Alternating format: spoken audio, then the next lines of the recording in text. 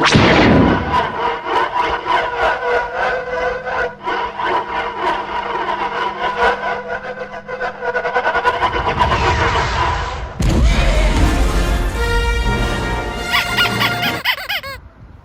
everyone, this is Master's Joke, also Master's Joke 75 on Instagram.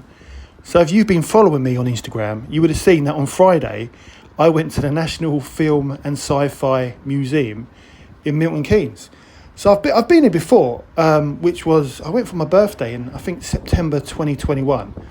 Absolutely fantastic. It's not a massive museum, but it's the best collection of movie and TV props from all different eras. I absolutely loved it. So decided to pay it another visit. The museum shop is the best museum shop I've ever been in. It's got one of the best collections. It's got modern but of vintage Star Wars toys. I mean, let your eyes be your guide. It's honestly, as I said, it's not a massive museum. It's not a big museum at all. But I must have been in there a couple of hours. Absolutely amazing. It was just like Tesco's Christmas 1984 when I got my Rebel Transport Millennium Falcon and the last 17 figures. Absolutely brilliant. One of the things about the museum is that you're not allowed to film in there or take photos.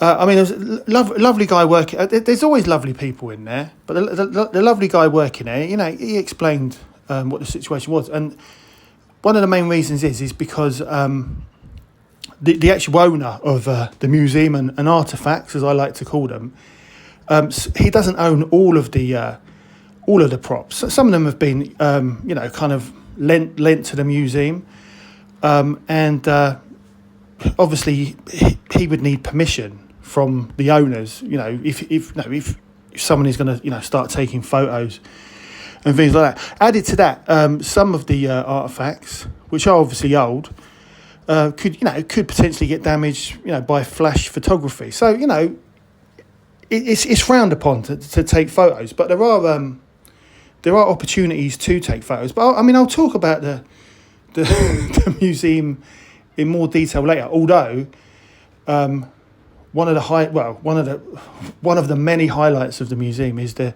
massive collection of Star Wars vintage carded figures, toys, stationery. Oh, unbelievable! Absolutely unbelievable. And just seeing all those TIE fighters hanging there in the shop, it got me thinking of the Norwich Toy Fair, where I went with Chuffy Futter. I should have bought that TIE bomber. I think it was only £40. I should have bought it, but absolutely brilliant. I mean, they had everything there. This stuff was immaculate. I mean, it's not the cheapest place in the world, but in my opinion, never be afraid to haggle. But they had some great stuff there, comics, magazines as well. And one of the things that I didn't realise, so I was talking to the guy behind the counter, is that the actual owner of the museum and the collection, he's the guy who runs Showmasters, which is why they've got so much autograph stuff. Which is one of my favourite events. Which there's Jodie, which I got autographed last September, because I did my video the other week about the Collectomania being cancelled because of the SAG strikes. So because I was really looking forward to going there, because I prefer the Birmingham one, because it's just, when I say it's not as busy, it's just not as chaotic. I think the London ones, because it is London, they're just so packed.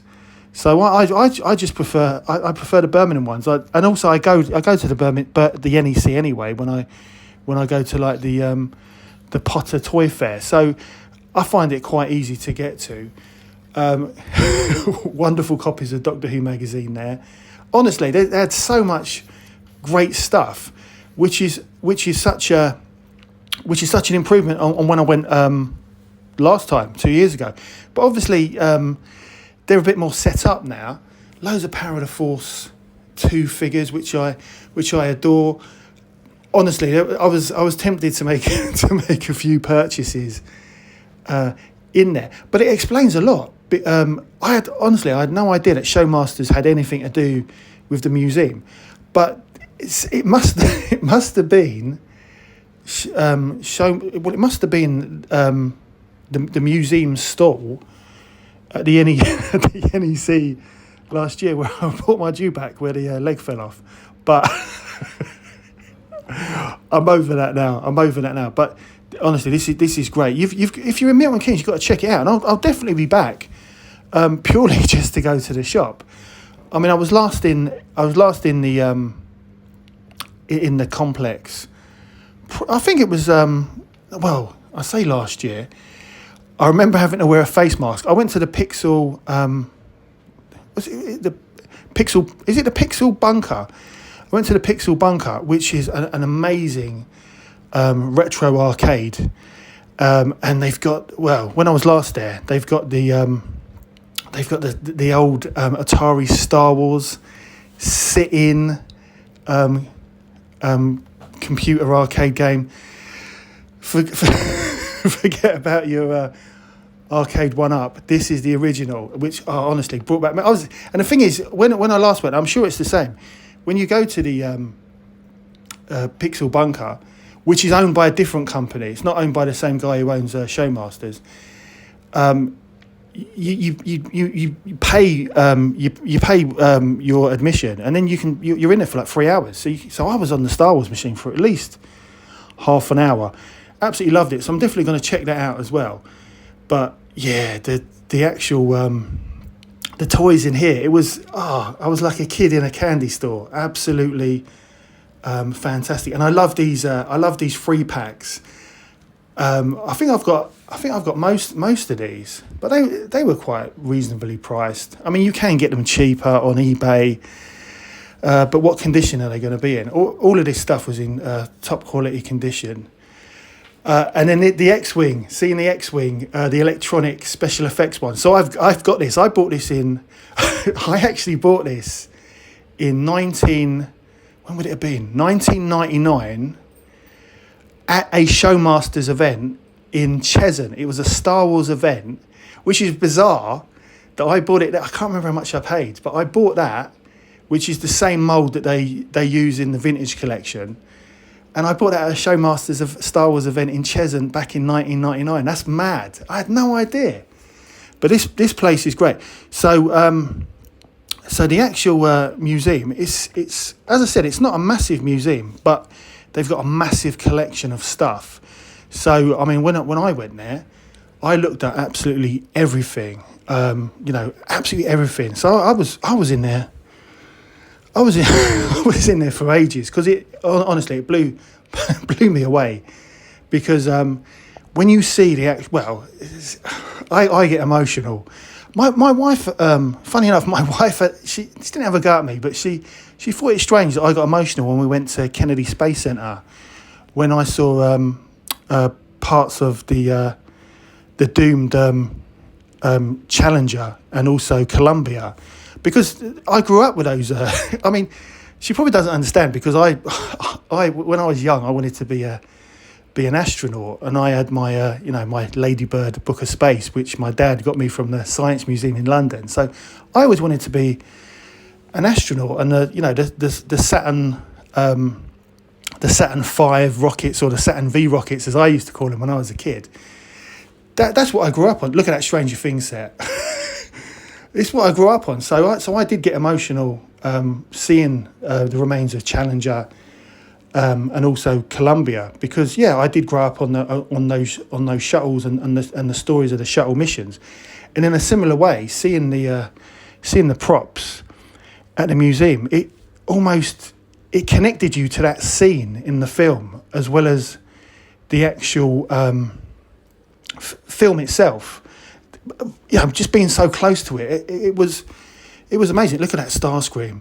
I think that's a re-release, and £70. It does seem a lot, but when I went to Walmart and I picked up my Optimus Prime, my first ever Optimus Prime G1, that was $49.99. So that's not a bad price, I think. Don't get me wrong, it's a lot of money, but I think that's the going rate for a Walmart exclusive. But yeah, so yeah, I found it quite emotional going to the museum. The last time I was there, 2 years ago, as I said, it was for my birthday, and it was I was with my little son, who would have been like about 7 or 8. So he was obviously come on, Dad, let's have a look at this. So I didn't see everything that I wanted to see the last time, which is probably why I spent so much time in there on Friday. But as I said, I spent so much time in the shop. I mean, every time, I mean, the thing is, I filmed it, and then and then I spent loads of extra time actually going through it all properly to see what I wanted to buy. So I definitely think I will be back. But honestly, there's hidden gems that I'd even forgotten about. What I did want to see, and I've mentioned this to Chuffy Far, I want to get, and I've seen them for sale on eBay, and I've seen them at the toy fairs as well. Galvatron looks absolutely amazing.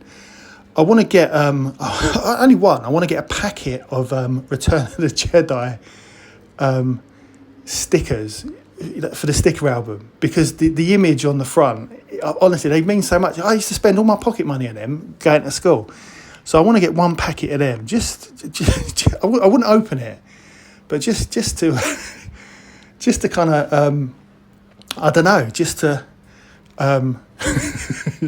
just to relive my youth. And I want to get a Return of the Jedi sticker album, and I've seen them about, but I'd like to get a really nice example, because it's my favourite movie, and it's all about nostalgia.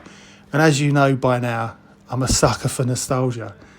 But the collection of figures that they had, like the last 17, I've still got See, I've got to be careful what I say on here, because sometimes the wife watches. But I've still got maybe, I don't know, 2 or 3 figures from the original line that I need to complete the set. And see, the thing is, there's always time to do that. But I might not now, but maybe next year I'll treat myself to a special one, I think. But definitely, if you need your last 17 and you want to actually look at the figure, come down to the museum. Also, the last time I was at the museum, I saw the old Palatoy Death Star set. That was the first time I'd ever seen it, and they had it here, ready to go. Was it £950? The Darth Vader, the Darth Vader action figure case. I absolutely loved that, because I picked that up. Was it last year? I picked that up from the toy fair in Huntingdon. But they have some real beautiful examples. It's the boxes, seeing all the boxes together. That's what really kind of got me.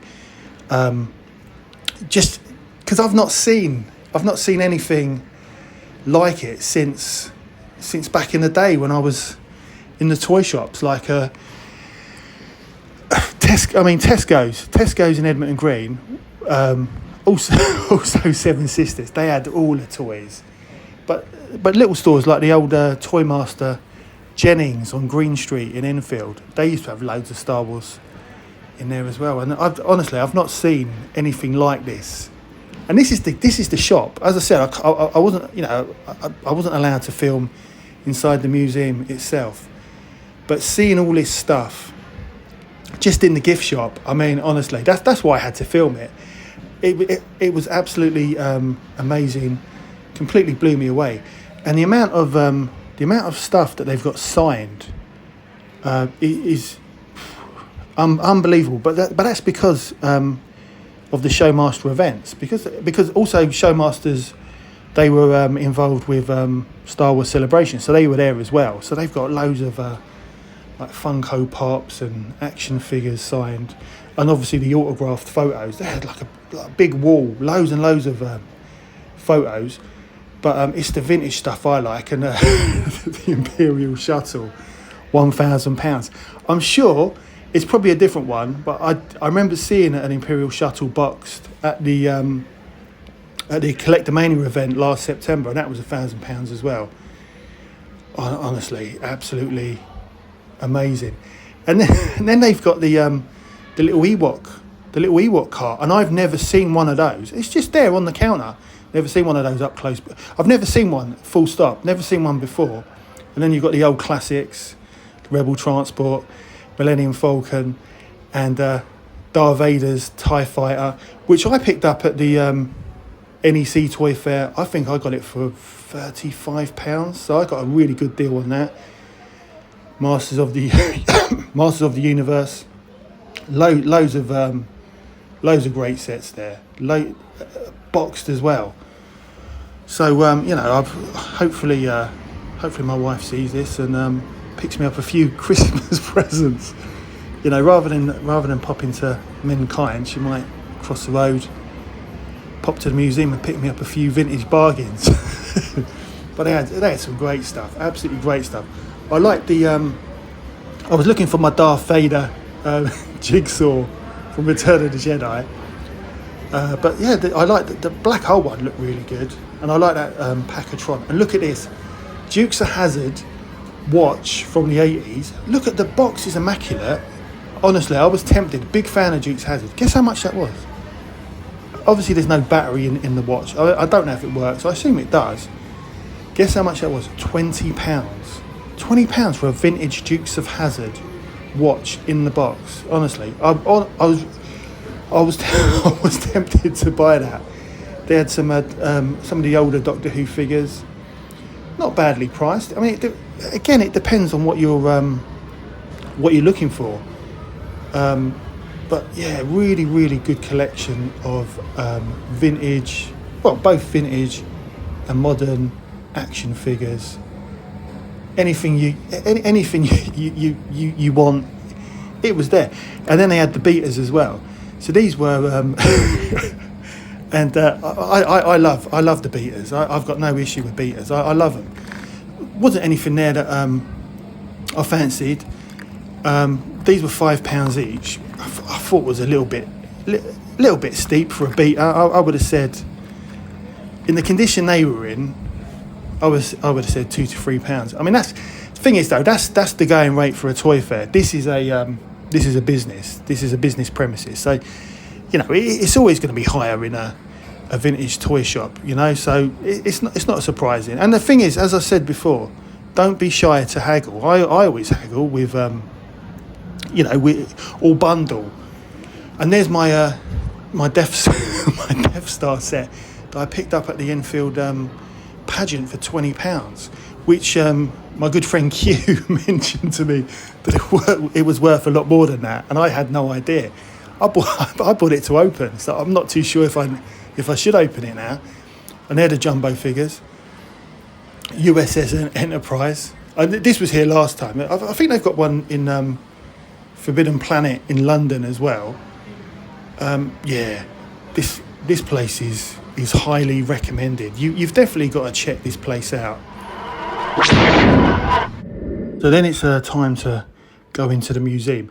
And as I mentioned, filming, taking photos is frowned upon, but there are opportunities to take photos in certain areas in the museum, which I think is a lovely touch. So I don't want to give you any spoilers, because definitely you need to go down there to experience the museum. I mean, I can only give it 10 out of 10, but I'll give you I'll just give you my experience of the museum. A few of the things that kind of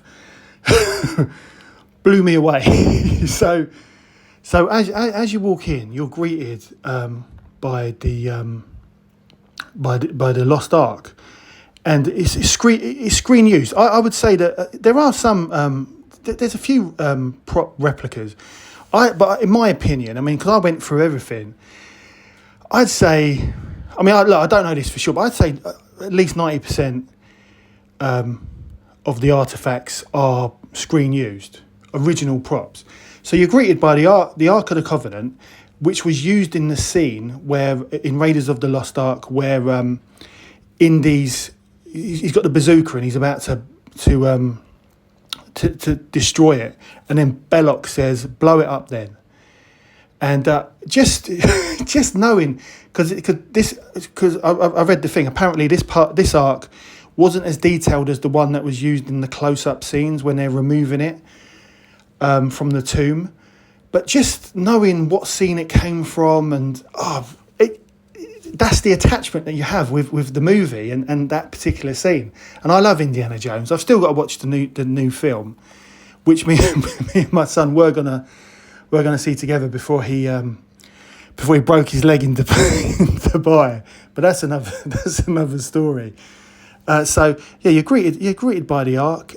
They've also got the idol from screen used idol from Raiders of the Lost Ark, and also one of the screen used stones from Indiana Jones and the Temple of Doom, which is my favourite movie out of the lot of them, which I remember seeing in the cinema in Waltham Cross. So having that attachment, honestly, that is brilliant. And then another highlight for me was the Space 1999 section, where they had screen used uniforms, those funky guns, which are just amazing.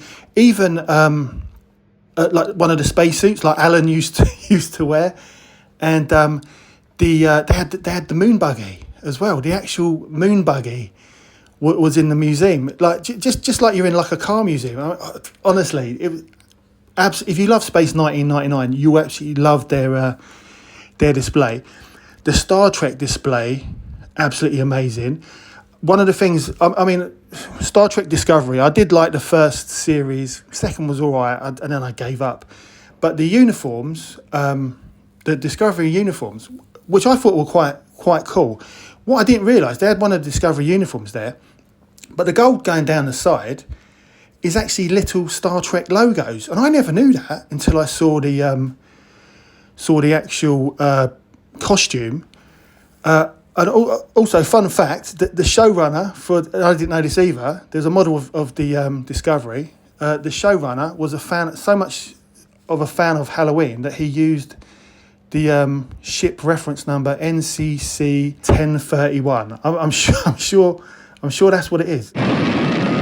Scotty, I need warp speed in 3 minutes or we're all dead. So another huge highlight for me was seeing Scotty's engineering suit from Star Trek 1, 2 and 3. I don't think he was seen wearing it after Star Trek 3. But again, because it was used in the movies, worn by James Doohan, it's that connection again. I keep going on about it, don't I? It's that emotional connection again to the movie. So that was a massive highlight for me. I loved it. Again, I don't want to give you too many spoilers. There's loads of stuff there, but these are the ones that meant the most to me. The Doctor Who section, absolutely fantastic stuff. I mean, they've even got it's an 80s cyber gun, which is my favourite cyber gun.